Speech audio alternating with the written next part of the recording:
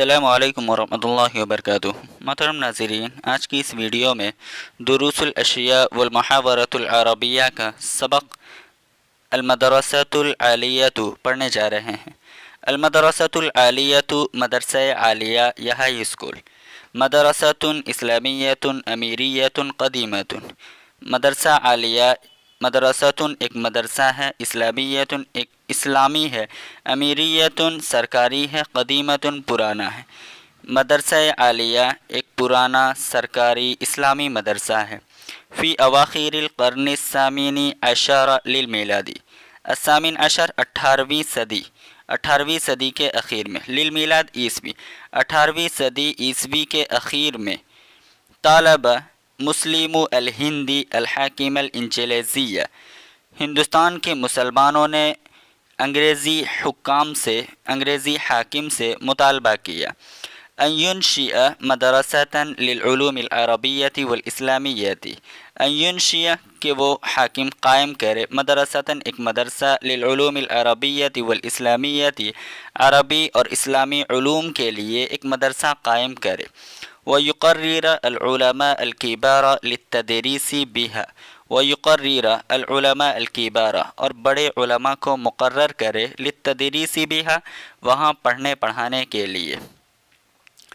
فاختار من اجود العلماء وكبار الاساتذة رجالا اشتغلوا في التعلیم والتدریس۔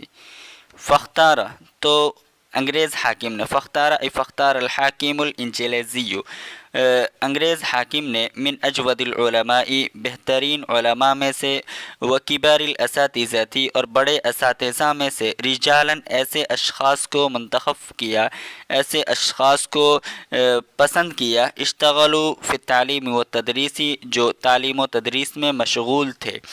وكان عميدها يقرر من العلماء الانجليزي المستشرقين، وكان عميدها اور اس کا محتمم یعنی اس مدرسہ عالیہ کا محتمم، مقرر کیا جاتا تھا، من العلماء الانجليزي المستشرقين، مستشرقین انگریز علماء میں سے، اور اس مدرسہ عالیہ کا محتمم مستشرقین انگریز علماء میں سے منتخب کیا جاتا تھا، مقرر کیا جاتا تھا۔